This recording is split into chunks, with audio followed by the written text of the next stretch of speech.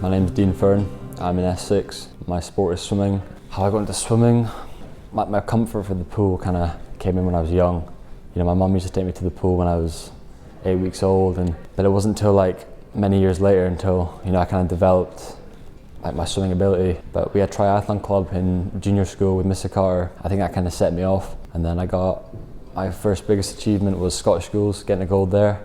And I think when I got that, I was like, right, okay, I can do something here, and I kind of just felt the urge to go along with swimming, and over time I kind of narrowed it down. The school has been really flexible with me. You know, I need time off school so I can compete abroad or, you know, go to training early because I have to go up to Aberdeen, sometimes Stirling. This time last year I started off, I went to Canada to make my debut for the GB short course team. I picked up 2 silvers and a bronze. That was quite challenging because it was, you know, cold climate, so kind of just facing a lot of challenges along the way. But I think my biggest one this year has been my under-19 European debut, and I came home with a gold and a bronze. That was a week-long competition, but you know, getting that is really, you know, it's given me the confidence going on to the next 2-3 years in this category. So now I'm looking forward to, you know, the next few years to come. I mean, even 2 weeks out of the competition, I like a lot changes for me. I like to sleep a lot more. I like to kind of change my lifestyle quite a lot in preparation for that. But approaching the race day, I kind of have even on my notes on my phone, I do have a plan.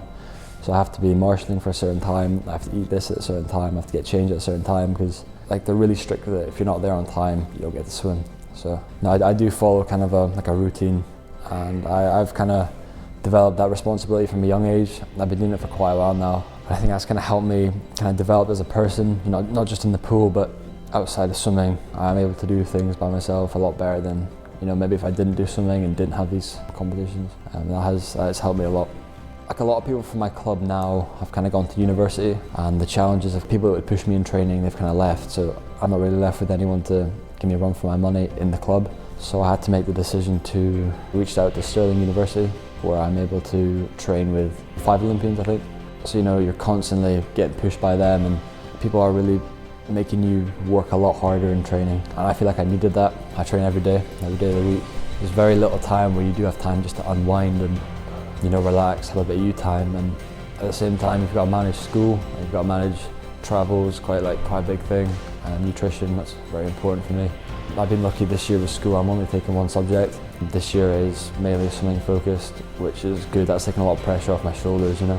But no, I do manage it because, you know, if you want it enough, you'll make it work. And in the next year or 2, I'd quite like to join a national performance centre, so to get yourself known a bit better and get into that programme. They have these 4-year cycles where they lead you up to each Olympics, and I've started my first year this year whilst I'm linking to Stirling. And then long term, I'd like to go to the Olympics, hopefully 2028 in Los Angeles. Also the 2026 Commonwealth, which is here at home in Glasgow.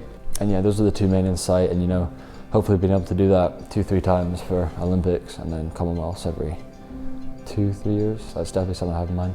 My social life, I think people think it's a problem because, you know, you're so caught up in swimming and there's all these hours, but you know, there are other people in that journey with you. I've been fortunate enough to, you know, meet new people from all over the place that I wouldn't have known 2 years ago. So social aspect isn't really a problem for me. There's always people there with you. However, you know, schoolmates, you don't see them as much because you're away, and you know, I'm rarely in school and only for a few hours a week, but if they want the best for you, they'll understand. And the friends I do have here, they understand, which is really nice, and you know, you stay in contact with them. And yeah, music, I do listen to music quite a lot, and that helps me with, I use visualization quite a lot, so I know what I need to do, and then when it comes to the time of getting on the block, I'm not really overthinking it. The development, I think, taking responsibility from a young age, I think that's my main thing, and it has helped me in school, at home, you know, in swimming. It has made me, you know, actually understand it, open my eyes from a young age, which has helped me along the way. Instead of, you know, looking for support from other people immediately, I will try and do what I can do myself first. I mean, if you're already into a sport that you like, I think the 2 main things for me is sleep and nutrition. That's, you know, people overlook it, but it's, as you get older, you'll understand it more. But if you're not sure what you want to do yet, and you're still kind of, you know, experimenting with what you want to do, I think play around with sports, experiment with activities, because most importantly, you want to enjoy it. You want to do better in it. Otherwise, there's not much purpose to it, you know. So yeah, find something you like, find something that you want to do well in and you enjoy.